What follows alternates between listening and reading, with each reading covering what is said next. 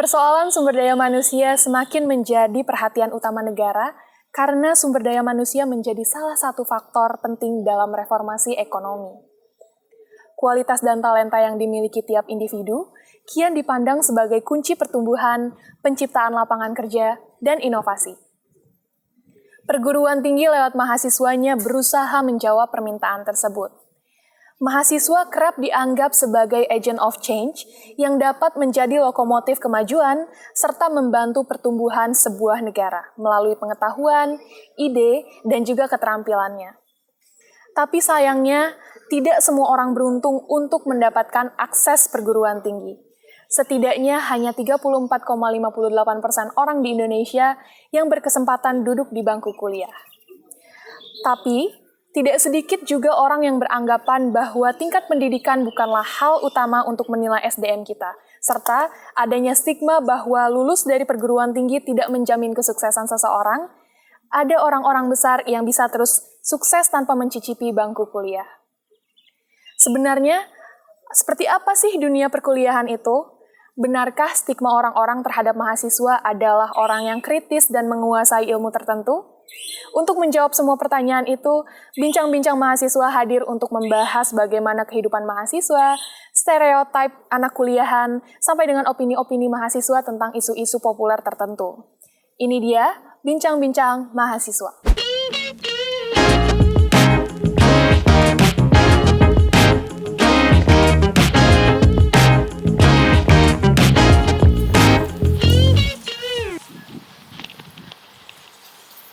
Halo pemirsa di rumah, gimana nih kabarnya? Nah, hari ini kamu ditemenin sama Anin di Bincang-Bincang Mahasiswa.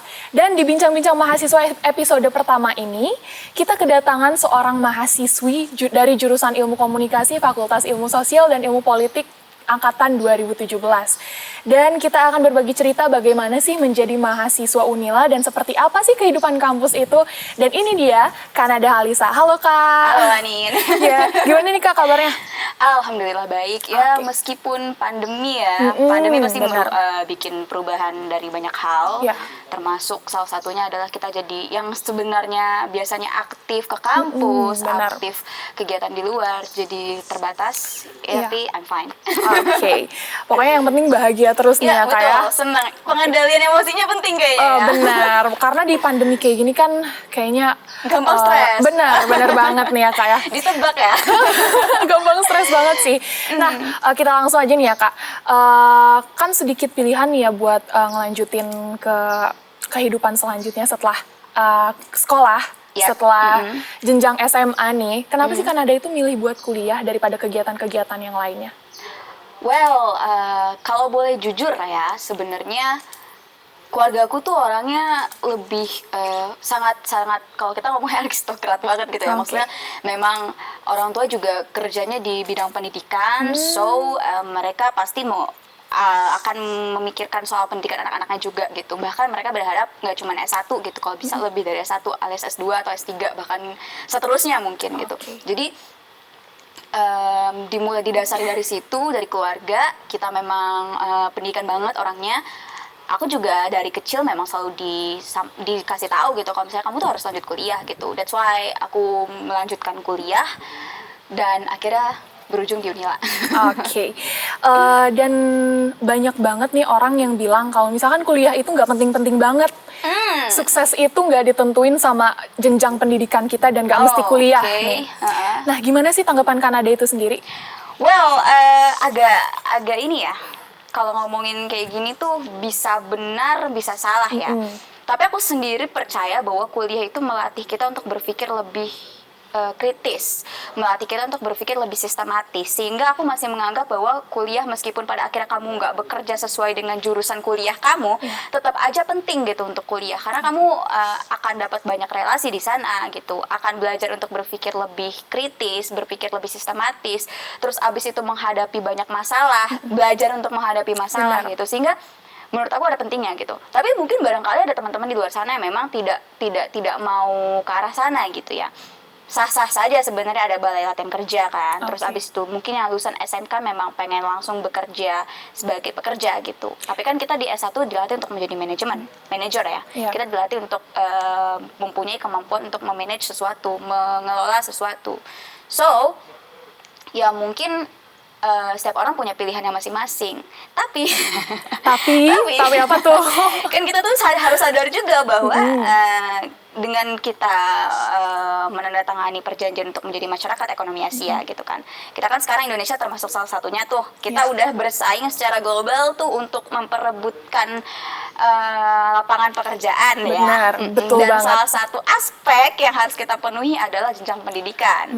Selain daripada kita juga harus punya sertifikat bahwa sertifikasi seperti kita mampu melakukan A, melakukan B, melakukan C yang juga bisa didapatkan sebenarnya pada saat kita berkuliah gitu kan, dibantu gitu oleh universitasnya untuk punya sertifikat pendamping pada saat kita lulus nanti. Jadi menurutku ya bisa bagi teman-teman penting, tapi bagi aku bisa bagi teman-teman tidak penting, tapi bagi aku penting. Oke, jadi balik lagi ke pandangan masing-masing orang ya Kak tentang kuliah. Dan mau jadi apa? Oke, benar. betul. Dan boleh dong Kak sharing apa sih perbedaan yang Kanada rasain banget sebelum kuliah dan setelah kuliah? Well, banyak ya sejujurnya ya. Boleh Mulai tuh dari disebutin. pertemanan juga. Ini pernah Oke. rasa nggak sih waktu SMA tuh pertemanannya jauh lebih, karena mungkin orangnya satu kelas lebih sedikit Oke, gitu ya, iya jadi sih, lebih dekat benar. ya. Karena Dan biasanya satu angkatan itu kan betul banget. banyak. Kalau dari aspek sosialnya mungkin lebih ke arah pertemanan, karena pertemanan jadi lebih sempit gitu. Agak susah kita untuk mengintegrasi, menyatukan orang-orang banyak jadi satu suara gitu, Ya, karena betul. masing-masing dari kita tuh udah mulai punya suaranya sendiri Betul. ketika kuliah, bener ya nih? Bener kan? banget. Nah terus abis itu mungkin dari ranah sosialnya, terus abis itu perubahan lainnya itu ya kita akan lebih banyak menemukan masalah ketika kuliah, karena kan pasti nggak mungkin kan kita mau belajar yang sama terus dari SMA gitu kan. Waktu Iya, kuliah betul. kita akan lebih ketemu dengan sesuatu yang lebih detail tergantung jurusan kita masing-masing. Kalau di jurusan ilmu komunikasi kita ketemu masalah gimana caranya kita bikin produksi siaran radio Yap, gitu. bener. Jadi masalahnya itu lebih banyak dan lebih kompleks menurut aku ya. Jadi kita dilatih untuk menghadapi hal-hal itu sih. Terus selain itu juga kan ada hima, ada organisasi lainnya gitu yang mengajarkan kita untuk lebih punya kemampuan untuk mengorganisir, memanajemen, terus abis itu berorganisasi, mendengarkan orang lain, menerima pendapat orang lain, mengelola pendapat orang lain untuk bisa kita terima. Abis itu kalau misalnya kita pun nggak bisa terima, kita harus bisa menyampaikannya dengan baik gitu. Jadi banyak sih menurut aku, tapi lebih ke arah ranah-ranah yang lain sih. Kalau akademik sih sebenarnya ya kayak Sama-sama aja sama-sama ya. aja ya, cuman beda apa yang dipelajarin aja, sama lebih detail aja gitu. Oke. Tapi hal-hal di luar akademiknya sih menurut aku yang membuat kita jadi lebih dewasa dan siap untuk menghadapi dunia yang sebenarnya nanti. Oke. Padahal kita udah lulus. Iya. Dan kalau menurut Kanada sendiri itu lebih enak kuliah pas kuliah atau sebelum kuliah sih? Ini agak Gimana tuh? ambigu juga ya. Iya. Ada enak, ada nggak enaknya pasti kan. Kalau sebelum kuliah ya mungkin kita bisa, karena umur juga kita masih muda ya, masih bisa melakukan sesuatu hal semau-mau ya. Kayak kalau kita nggak ngerjain tugas itu dicari sama gurunya kan. Iya, benar banget. Waktu SMA. Waktu SMA. Ya, jadi kita masih kayak ada lebih di approach ya sama Iya. tenaga pendidiknya. Kalau kuliah Betul. itu kita bener-bener individual banget. Dilepas gitu ya sama Bener. dosennya. Kalau kamu nggak ngerjain ya berarti nilai kamu kecil gitu. Oke. Jadi itu sih mungkin ya yang bener-bener di notes ya. Kita harus lebih mikirin diri sendiri juga mungkin ya. Harus bisa dibilang kayak gitu benar. ya. Kita harus lebih mikirin diri sendiri. Kita harus kita apapun yang kita lakukan itu kita udah langsung menghadapi konsekuensinya. Itu sih mungkin catatannya Nin. Oke. Nah, kalau boleh tahu nih Kak, di antara sekian banyak pilihan universitas di universitas lain gitu, nah Oke. kenapa sih harus Unila? Kenapa Kanada lebih memilih untuk masuk ke Universitas Lampung? Unila. Jujur nih ya. Iya, jujur, boleh, Unila jujur. itu bukan pilihan pertama aku.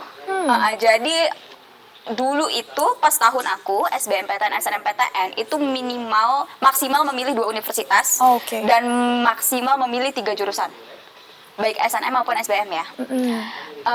Dan salah satunya kalau misalnya memilih 2 universitas, salah satunya harus di universitas yang ada di daerahnya. Iya.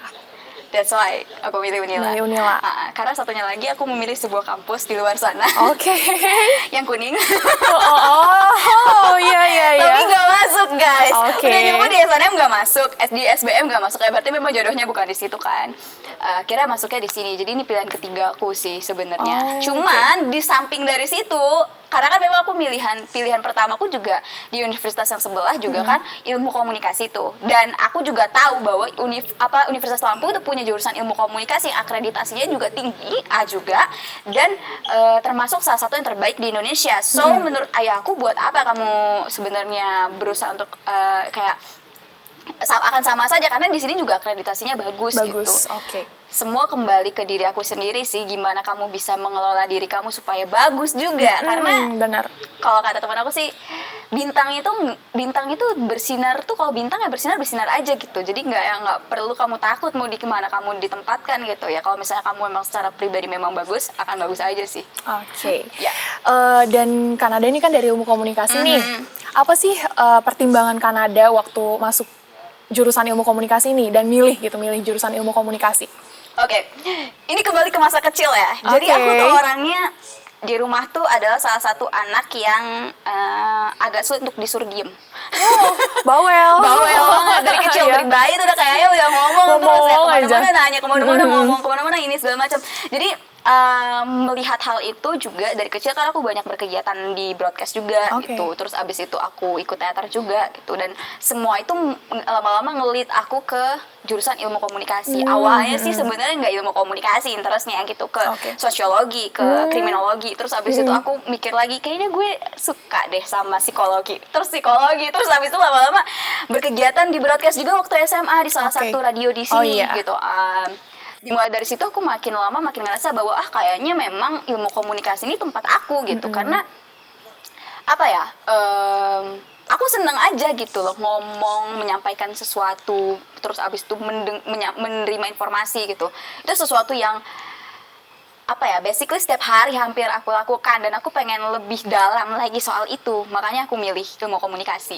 Oke. Tapi kalau misalkan Kanada nggak masuk jurusan ilmu komunikasi, ada nggak sih opsi lain gitu, opsi jurusan lain? Ada. Ya tadi kan dua ya, aku udah yang sosiologi, kriminologi kan, kriminologi sama apa namanya, psikologi itu, tapi nggak aku masukkan sama sekali di SNMSBM. Kenapa justru malah karena aku berpikir kayaknya aku bukan tempatnya di situ. Kalau psikologi itu aku orangnya terlalu empati sama orang, jadi aku nggak bisa tuh jadi psikologi tuh, psikolog tuh. Karena psikolog tuh harusnya bisa membatasi diri kan. Aku nggak bisa. Aku kalau dengar orang curhat ikutan nangis. Jadi nggak bisa tuh, nggak cocok tuh. Kriminologi ketemu sama orang-orang ya dalam tanda kutip orang-orang yang jahat ya. Ya aku juga agak berpikir ulang soal itu gitu. Terus satu sih sebenarnya yang aku pilihan kedua aku justru malah di sastra Indonesia. Ya, tapi nggak masuk di sana. Karena aku dari kecil aku seneng nulis. Terus abis itu aku juga waktu SMA sempat aktif di teater dan juga pembacaan puisi. Jadi aku rasa itu salah satu jurusan yang mungkin akan cocok sama aku gitu. Ditambah lagi di universitas sebelah dosennya adalah salah satu penyair yang aku suka. Jadi itu salah satu alasannya ya. Faktornya aku juga pengen ke situ gitu, karena ngejar si dosen itu. Tapi udah almarhum dosennya, Bapak Sapardi. Jadi ya udah. Oke. Kita nggak masuk di sana juga ya guys. Benar. Oke, next ya. Nah, banyak yang bilang kalau misalkan di jurusan ilmu komunikasi ini katanya pokoknya lo harus jago ngomong, katanya gitu. Nah, Kanada sendiri tuh setuju nggak sih sama statement itu? No, I'm not. Nah, kenapa tuh kalau nggak setuju? Karena sejujurnya ilmu komunikasi itu kan kita bisa belajar dari banyak aspek ya, dari kalau kita belajar unsur komunikasi, ada komunikan, ada komunikator, ada mediumnya, ada efeknya gitu. Jadi I think nggak perlu lo pinter ngomong ya, karena nggak setiap hari lo bakal jadi komunikator. Ada saatnya juga lo jadi komunikan. Ada saatnya juga lo mendengarkan, menginterpretasi pesan. Itu juga ada komunikasi tuh. Ada saatnya mengelola media, memanajemen media. Jadi kemampuan manajemennya tuh yang perlu tuh. Terus abis itu ada saatnya juga efek. Mungkin kamu pengen menganalisis efek. Berarti kan kamu harus punya kemampuan untuk bisa menganalisis situasi. Jadi menurutku nggak harus pintar ngomong. Karena basically komunikasi itu juga nggak cuma tentang verbal ya. Kita bisa menyampaikan pesan lewat gambar kok, bisa menyampaikan pesan lewat lukisan, bisa menyampaikan pesan lewat tulisan gitu. Ya, betul. Nggak setiap nggak harus gitu loh secara kita ngomong gitu. Ada anak-anak komunikasi yang jagonya di desain. Well, dia nggak harus pinter ngomong. Betul. Gitu. Tapi mungkin dia butuh orang lain sebagai teman dia tuh, satu partner tuh untuk menjelaskan sebenarnya si desain ini maunya apa sih gitu. Berarti kan itu hanya butuh kerjasama ya, hanya butuh kolaborasi ya. Tapi basic dia mendesain, dia bagus bisa mengkomunikasikan lewat gambar, itu belum tentu dipunyai sama temennya yang pinter ngomong gitu. Jadi menurutku yang wajib dipunyai nama anak komunikasi adalah kepekaan. Iya, benar banget. Kepekaan terhadap situasi, terus abis itu kemampuan untuk menganalisis situasinya, lalu kemudian kemampuan untuk membungkus pesannya. Delivery lewat apa, itu terserah. Oke. Nah, sejauh Kanada ini kuliah, Kanada kuliah semester berapa nih? 8. Pelan ya, semester 8 nih. Ya. Dan di jurusan komunikasi ini belajar apa aja sih, Kak? Ruang lingkupnya itu apa aja? Mungkin bisa dikasih tahu ke pemirsa di rumah nih. Ilmu komunikasi Unila itu bisa dibilang cukup lebar ya.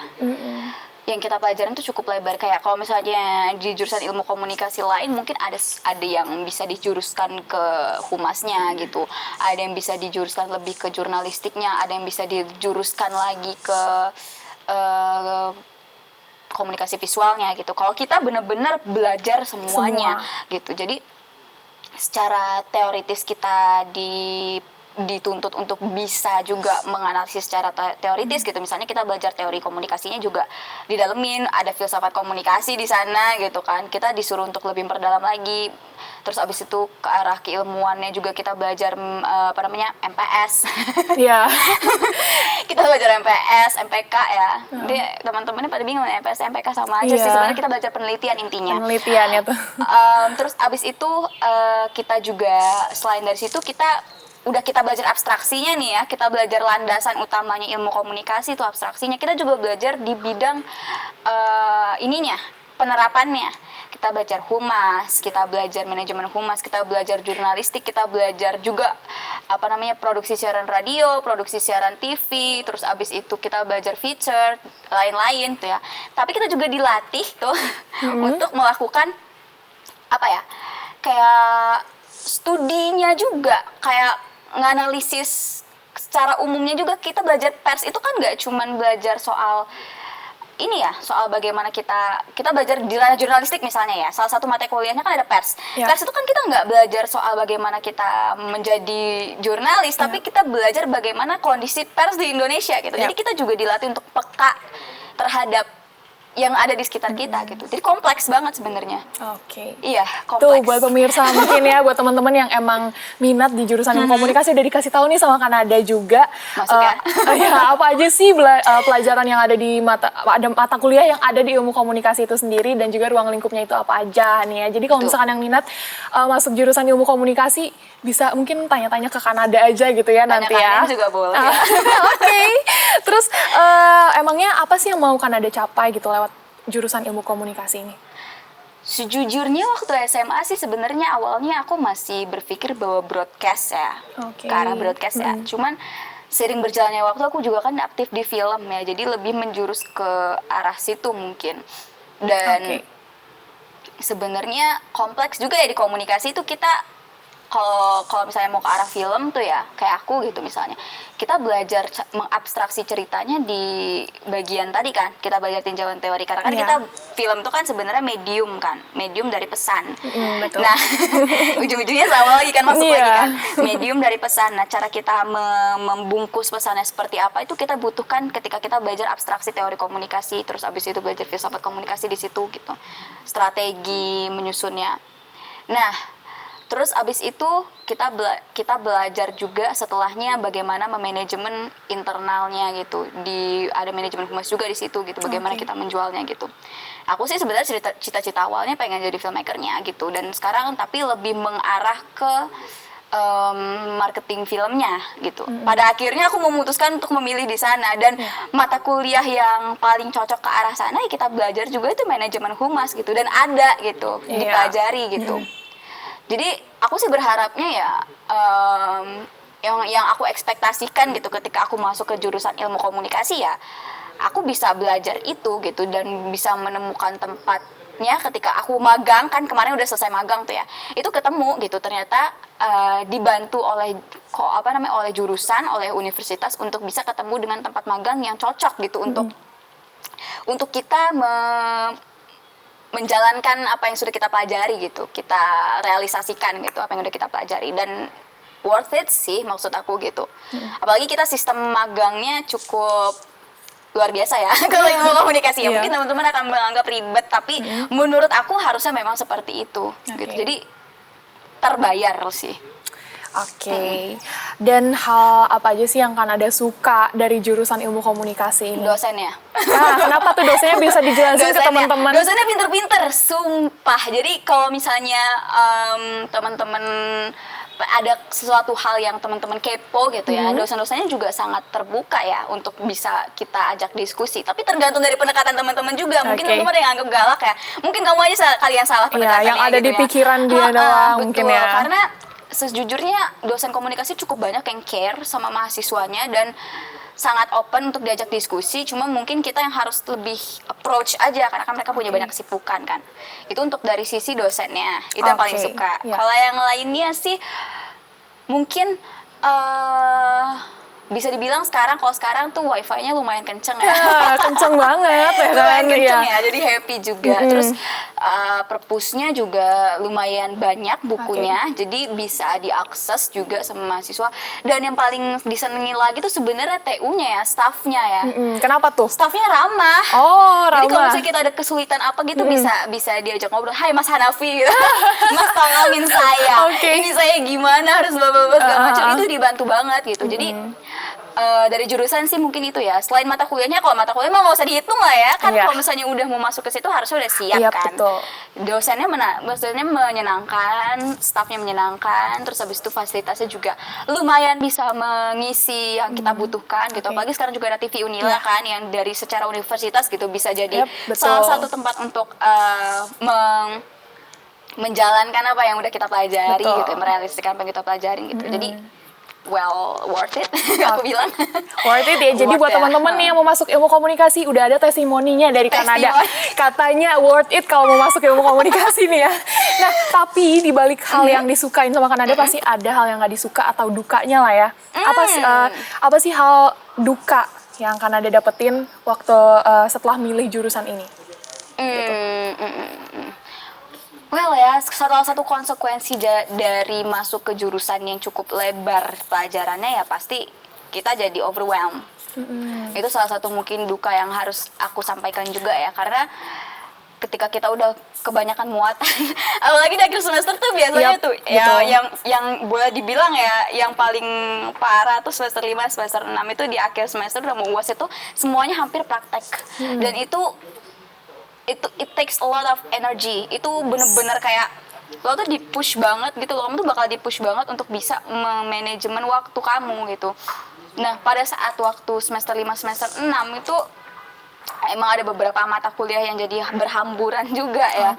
Semester 4 juga sebenarnya sih udah mulai ya. Itu jadi salah satu hal yang dukanya, karena kalau misalnya kita punya penyakit lain bawaan kayak gejala tipes gitu, atau kalau misalnya kayak mungkin ada teman-teman yang punya thalassemia gitu, jadi nggak boleh terlalu capek, itu jadi salah satu tuntutan tuh di situ gitu. Itu yang pertama. Yang kedua ya pasti kondisi sosial lagi-lagi ya, maksudnya kayak tapi ini nggak cuma di jurusan ilmu komunikasi ya, menurut aku di semua ketika masuk kuliah juga tetap punya masalah yang sama ya ketika masuk ke teman-teman, ranah pertemanan yang menjadi sempit. Ada mungkin beberapa teman yang mungkin agak kesulitan untuk punya teman, malah lebih sulit lagi ketika kuliah ya, ke arah sana sih mungkin gitu. Kalau sisanya sih aman-aman aja sih, nggak terlalu banyak yang membuat sedih ya, membuat duka ya. Cuma paling bentrokan sama dosen, tapi itu mah normal lah, it's normal thing. Itu normal ya, bagaimana kita bisa membawa diri kita bangkit lagi, itu yang kita perlu lakukan. Ya, jadi buat teman-teman nih, semuanya pasti ada suka dan dukanya ya. Ada pasti. Setiap jurusan itu pasti ada suka dan dukanya. Dan tadi dari Kanada itu, dari jurusan ilmu komunikasi, itu yang dijelasin sama Kanada suka dan dukanya. Tapi banyakkan sukanya nih ya kayak. Apa 50-50 nih? Bisa dibilang 70-30. Oh, 70-30 nih teman-teman. Ya. Jadi kalau misalkan buat kalian yang emang minat di masuk jurusan ilmu komunikasi, ya ayo maju aja gitu, pilih Maju aja aja, jurusan gas yang dulu pokoknya aja gas ya. dulu aja ya kan. Oke, dan yang selanjutnya nih, saat lagi pandemi nih, sekarang kan lagi pandemi, nah kuliah juga daring nih, kegiatan-kegiatan lain juga daring. Kalau Kanada sendiri tuh suka nggak sih sama kondisi kuliah daring ini? Secara personal enggak. Nah, kenapa tuh? Secara personal nggak suka karena sebenarnya salah satu poin penting dari berkuliah itu kan bisa berinteraksi dengan teman-teman, Iya, betul mencari sih. relasi ya, banyak ngobrol, diskusi di sekolah, di kampus gitu. Apalagi kita FISIP itu identik banget budaya komunikasinya, budaya diskusinya gitu. Jadi ngerasa agak hampa aja sih ketika harus berada di rumah, di depan laptop terus gitu. Cuman di satu sisi sebagai ilmu komunikasi kita juga mempelajari tentang ini ya, perubahan teknologi ya. Salah satunya ini mungkin didesak lebih cepat karena ada pandemi gitu. Oke. Jadi sekaligus juga kita merasakan dan ikut terlibat di dalam perubahan itu menarik juga gitu. Cuman banyak hal yang jadi hilang gitu ya. Kayak Contohnya? contohnya kayak merasa dekat dengan temannya, merasa dekat dengan dosennya itu jadi agak berkurang ya. Mungkin di satu sisi kita juga keaktifan belajarnya jadi berkurang gitu karena ketika berada di rumah itu kita lagi kuliah tuh, kadang-kadang orang tua tuh suka nggak sadar ya kalau anak itu lagi kuliah. Kalau misalnya kita lagi Tiba-tiba pergi itu manggil kan gitu. iya tiba-tiba manggil ada kamu cepat lagi on mic, oh god gitu gimana gitu. Itu agak menyebalkan sih hal yang kayak gitu. Terus abis itu mohon maaf ya ibu Naya. Terus abis itu misalnya kayak di rumah punya adik yang agak sedikit reseh gitu ya, kurang atau mungkin kucing lo belum makan. Yang jadi kayak kepikiran jadi banyak banget, padahal betul. harusnya kan kita fokus belajar gitu. Kalau di kampus kan kita satu kelas ya udah tek di situ aja, ngelihat ke depan bisa konsen gitu. Paling kitanya yang bandel gitu sambil main HP gitu. Tapi kalau misalnya di rumah bener-bener nggak ada filternya, hampir nggak ada filternya untuk bisa fokus gitu. Mungkin lagi kuliah online sambil makan ya kan, sambil off cam sambil makan ya kan. Dan tapi nih kan belakangan ada beredar surat keputusan bersama 4 menteri yang memberikan opsi belajar tatap muka pada Juli 2021. Nah, kalau Kanada sendiri itu tuh setuju nggak sih? Kan Kanada tadi bilang katanya kurang suka ya dengan kondisi kuliah daring ini. Nah, kalau Kanada itu setuju nggak dengan kuliah tatap muka pada bulan Juli nanti? Setuju. Nah. Karena mau sampai kapan lagi kita kayak gini gitu. Betul. Tapi ya yang terpenting adalah tetap menjalankan protokol kesehatannya dengan baik ya, karena itu yang membuat kita bisa tetap lanjut untuk ketemu sama teman-teman gitu. Betul. Sama di satu sisi juga kan agak kesulitan ya untuk hal-hal yang berurusan dengan birokrasi kampus ya ketika lagi online gini, karena kan banyak kampus yang mungkin belum siap, ada yang sudah siap, ada yang belum siap gitu terhadap birokrasi yang kayak perurusan perizinan, kayak kita mau minta surat dan lain-lain. Ada yang udah siap secara online, ada yang belum siap, jadi kayak semuanya serba nyampur-nyampur, agak kesulitan ya. Mendingan kalau misalnya mau kayak gitu sekalian aja di offline atau di onlinein sekalian gitu. Nah, kalau ada di tengah-tengah kayak gini kan agak susah. Tapi kan kalau misalnya udah tatap muka nanti mungkin bisa lebih enak ya untuk urusan itunya gitu. Oke. Dan sejauh yang Kanada tahu nih sebenarnya lulus dari jurusan ini nantinya diharapkan itu jadi apa sih Kanada gitu? Kalau ilmu komunikasi banyak ya. Iya. Kita bisa jadi humas. Humas itu bisa banyak banget. Bisa di startup, bisa di perusahaan swasta, bisa di pemerintahan. Itu pilihannya humas aja satu udah banyak banget. Tim marketing itu bisa banyak banget, kayak tadi udah disampaikan ya instansi-instansinya ya. Terus jurnalis kita bisa di perusahaan media gitu. Terus abis itu bisa juga kita jadi presenter, betul, broadcasting kan? ya, bener kan? Bisa jadi penyiar juga di radio gitu, di TV dari presenter atau host gitu. Terus yang lainnya mungkin bisa jadi desainer, bisa jadi apa ya? Kalau aku sih misalnya jadi filmmaker gitu, jadi fotografer gitu. Jadi banyak banget sebenarnya ya yang bisa kita apa ya? Bisa kita pilih ya ketika kita masuk ke jurusan ilmu komunikasi. Cuman lebih kepada kita, gimana cara kita untuk mengisi diri kita supaya bisa lebih dari itu. Karena kan sejujurnya kalau misalnya kita belajarnya tadi terlalu lebar tadi, kita harus melakukan penjurusan secara mandiri Ya, dong. betul. Kita lebih tertarik kemana dan harus mendalami yang mana gitu.